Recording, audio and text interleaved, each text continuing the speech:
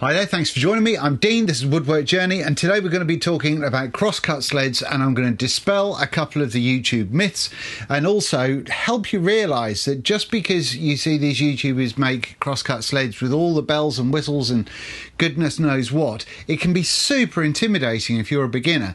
So you can go just super basic and super simple. And the reason I was thinking about that is because I made this super basic cross-cut sled for myself the other day. I made a mistake with it, and I've made loads of these things, but I made a mistake and thought, do you know what? I am overcomplicating this for the sake of it, and spoke to my dad, who's a new woodworker, and he gets confused about, you know, what's needed and what isn't when it comes to these things as well. So hopefully today I'm going to keep this as brief as possible, but I'm also going to try and cover as much as possible. And one of the myths that I'm going to dispel is the fact that you have to have bits of wood that they are the exact size of your mitre slots. To answer the first question, what is a cross-cut sled and do I need one?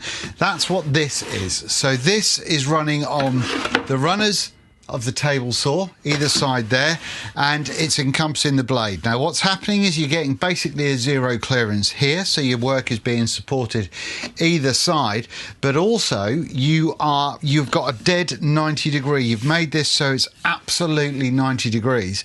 So when you've got a flat surface that you put against a fence, you know that when you cut this, it's going to be bang on 90, and that's the important thing for a crosscut sled.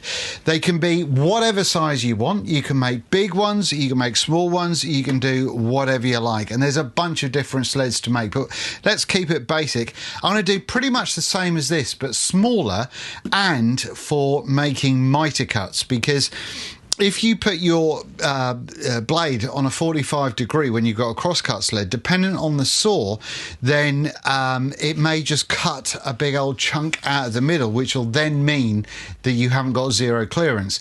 Plus, how often do you really do the 45 degree mitres? So I prefer to have a different sled for the mitres and a regular one that I know is accurate and a decent size for flat things. So if I'm going to be cutting something like bits of wood like this, or if I'm going to be doing anything else, then I can use plenty of space going on right here. This is a much smaller version of one that I've made, but this one has an adjustable fence on it, so I can do 45s.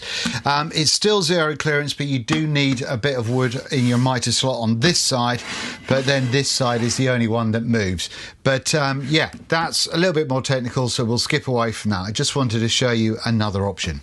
Now this is a bit of laminated MDF that I did have as part of my desk at one point, or table at one point, and I'm just going to be using this because it's a nice small sort of scrap. But bear in mind that the thicker you go with this, then the more that's going to eat into the cut height of your blade. So yeah, just be aware of that one. But this is going to be pretty much fine for what we need. So what we're going to do is we're going to have this. I'm using a bit of kitchen chipboard work surface, which I'm sure a lot of people would turn their nose up at, but it's nice and flat. There's no movement in it, so again, that's all gravy. So I'm going to use that as the rear fence, and then I'll probably use a bit of another bit of MDF or something at the back. So that is the basic idea of the fence, but you do want it to run nicely on your runners, and that is the bit that can be a bit of a challenge. Oh, by the way, when we get to this, I'll show you a foolproof method of really helping yourself through getting this accurate. Okay, so the first thing we're going to do is just cut a piece of wood. I know we're off center at the moment, this isn't the important bit. Right, so what most YouTubers will tell you is that this has to be exactly the right size and it can't have any wobble. And in fact, that isn't true. I've put some washers underneath here because this does have to sit below the surface without them. Now, with the washers there, it does sit just above the surface, which I can feel on my finger, and that's great. Now, you can see here that we've got this gap on the inside, but if you get some playing cards, or I keep all my old coffee stirrers, pop that in there, so I've made basically a sort of a wedge sort of situation, and then I can pop that in there like so. and that's going to wedge this right up against this side of the table saw. I'll do the same at the middle point and at the end point, and then this is right up against the outside of here. Now on this side, rather than being on the left, as you can see that this is kind of to my left, leaving the gap on the right, you would have it to the right. And that way, both mitre bars are running to the outside of each slot. And so it can't wobble. There's no way it can wobble. And I don't see anyone talking about that. So trying to cut this to exact size when it could be a massive pain in the bum and there could be wood movement and all sorts of stuff. No, screw that. Just put some wedges or whatever you can stick in there to get it real snug against the side, and then away you go. Now, another option, and I'll pop the maker of this up, but I only recently found this and I thought this was great, is if you've got a 3D printer. I know a lot of you get upset when I talk about 3D printers, but if you've got one, then it comes, you can print these bad boys, and they're in these two sort of pieces. And so what you do is you'll pop one down into your slot, and it's kind of a normal slot size anyway, but then this one is basically like the wedge like we just made. So that goes in there, and then you slide that down until you wedge in and you're snug but not ridiculously tight. And when you like that, then you can just pop a little bit of glue on it and pop it together. And that's the way I'm going to do this one, because it's super easy. Now, this bit of wood does not need to be square. You can do whatever you like with that. However, I am just going to tidy it up a wee bit, and because that's the kind of guy I am. Make sure that your mitre runners are clear. There's no debris in there that's going to throw things off. Then I'm going to pop a couple of washers again in each side. Then I'm going to put my mitre bars. Now, don't forget, you can use the ones that you cut that are then edged to the outsides, and that's perfectly reasonable. Or I will leave the file for these 3D printed ones down below as well. As long as they're slightly protruding, that's what we want. And I'm going to stick this about there. So we'll pop that in there like that. Again, this doesn't have to be square. I'm just doing this because I'm a little bit mental. So now this is going to get stuck on there, and away we go. Now I am going to use one of these drill bits that self-centers. I think you use them for hinges and all that sort of stuff.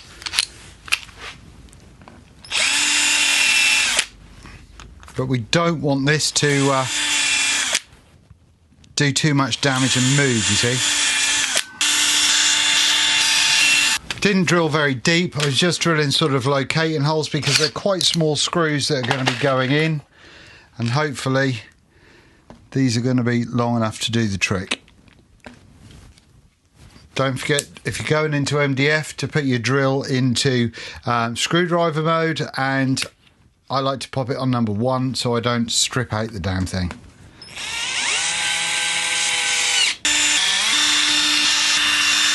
Okay, and as long as nothing's gone wrong, when I said I'd made a mistake on a previous one, it was because I'd nudged the bars when I was putting the screws in. Anyway, let's see if it works.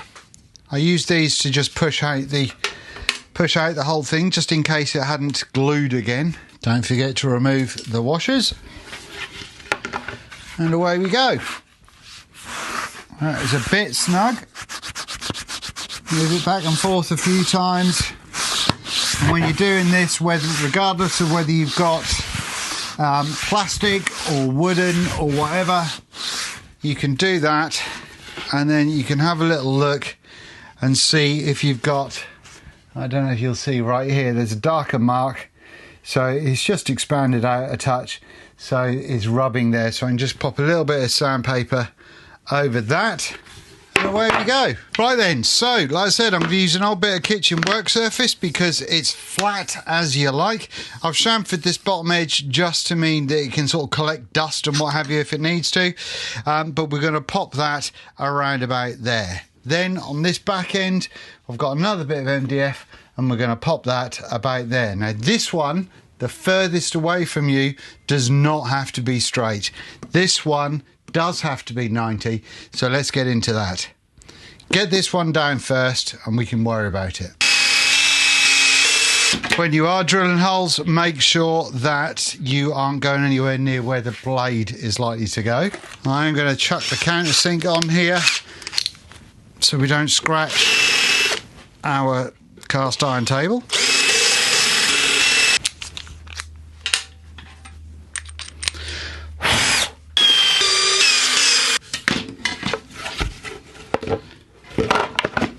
Right, and that's our back fence, and we can double check to make sure that the screws aren't going to be anywhere near the blade. This one's a little bit close, but I've still got tolerance, so I'm okay with that. So now we've got to worry about this first one. Before we can do that, I'm going to cut down the middle here so I can get a rough idea.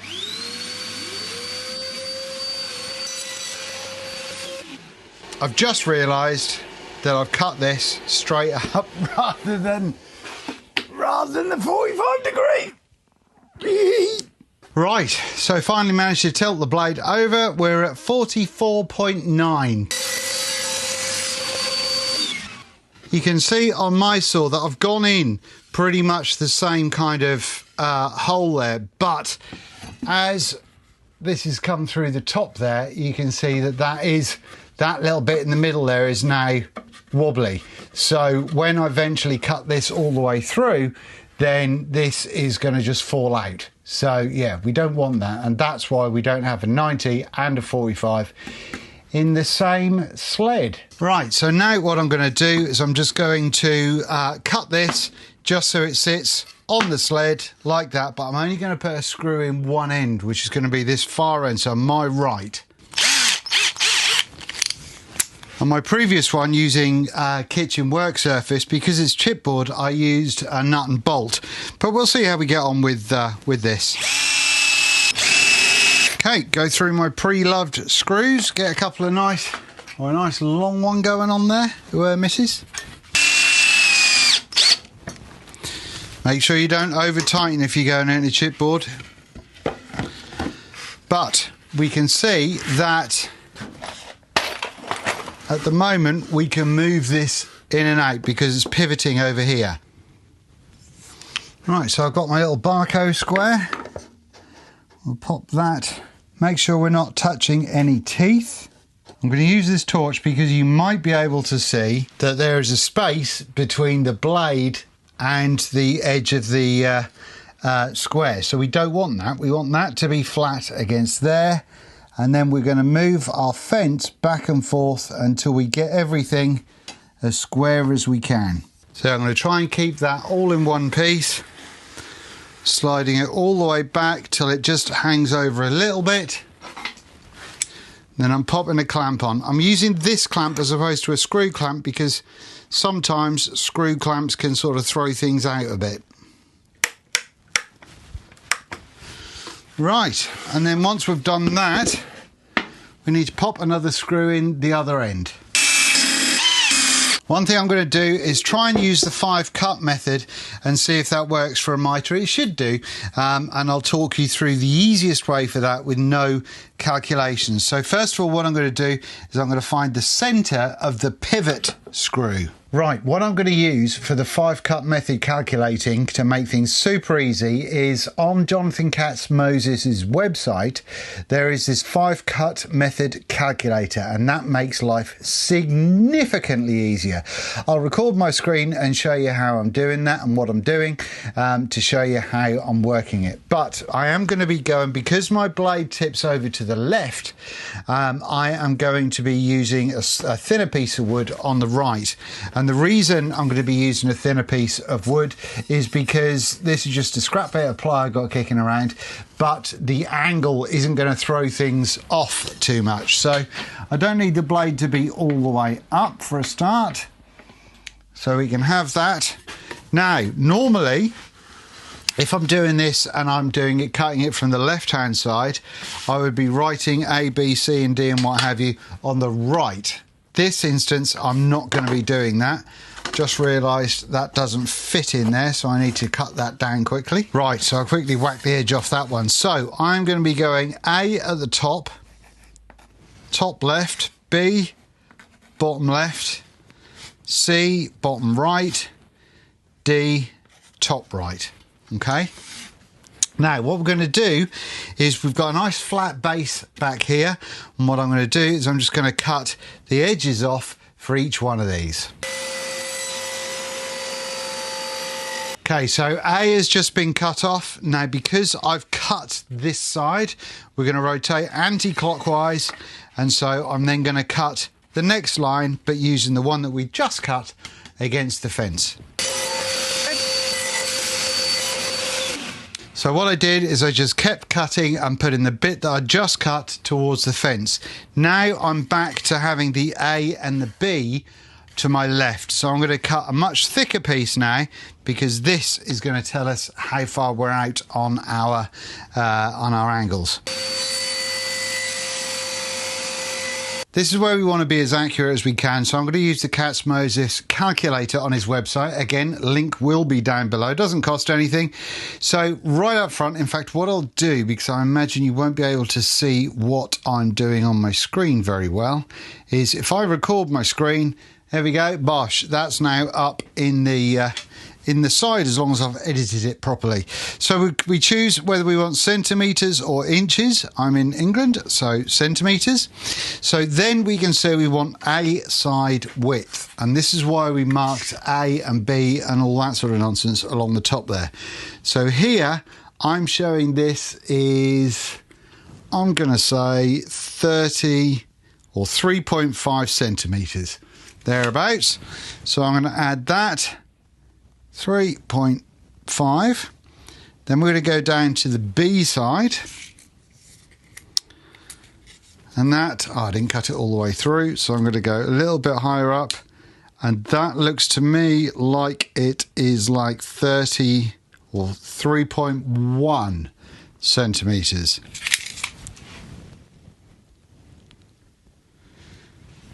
So this is why I wanted to use thinner wood, because I didn't want this angle to really be confusing.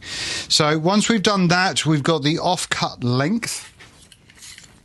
So the length of the whole thing is 18 point, where are we?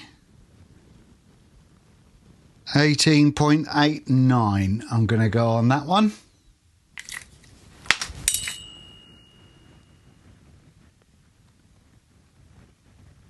The pivot screw is on the right hand side, as we've said, and then the screw distance, and that's from the edge of the fence through to the line here, and this is why I said, I've just realised you can't see that, hold on, there we go, from the edge to where I've marked this line here, and that tells me it is, I'm going to say 32.8. So once we then press calculate, we can see that adjust your fence 0.174 centimetres away from yourself. So that's what we've got to try and figure out. So I'm going to use my Swiss Army knife to mark a line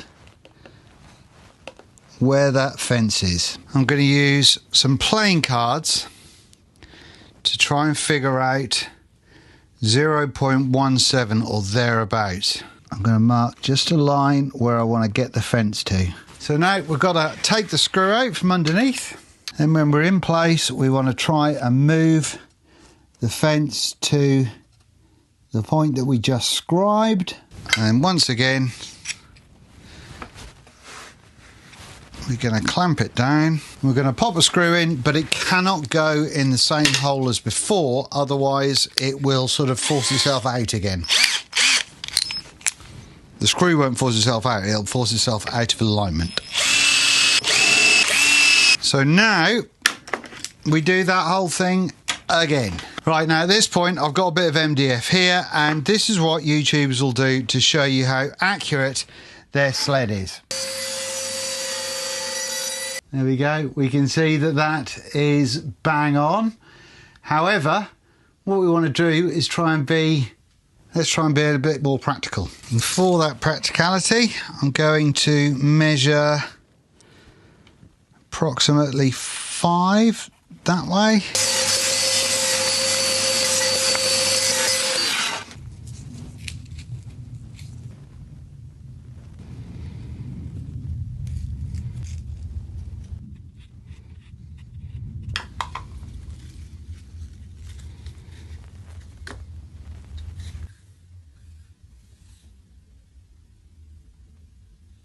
And so, chums, that's it. So whether you're doing a big old monster cross-cut sled just for your 90-degree cuts, or whether you're doing a little dinky mitre sled like we've just done, then you can do everything super easily and you don't have to overcomplicate it. Do you want to add angles and T-track and all of that stuff? Yeah, sure, you can. You can put nice hardwood over here so it looks pretty. You can do all manner of things, but especially if you're a beginner, the very first thing you need to do is just make a couple of sleds. Once you've made them, then you can figure out what you want to do to make them better, etc. So that's about it. But that coming through to do something like that works out perfectly well for me. I'm more than happy with that. That is close enough, and if I need to, I can always make a shooting board or something like that, so things can stick together even more accurately. But that being said, I mean, that's pretty blooming close. That is pretty close. So that's it. Thanks very much for watching. If you found this helpful, please hit the subscribe button, because I really want this channel to grow. I really need to put some more energy into it when I can, and I'd really appreciate your support. So thank you very much for those of you that have stuck with me, and welcome to those new ones that are about to stick with me. Thanks very much. Bye-bye.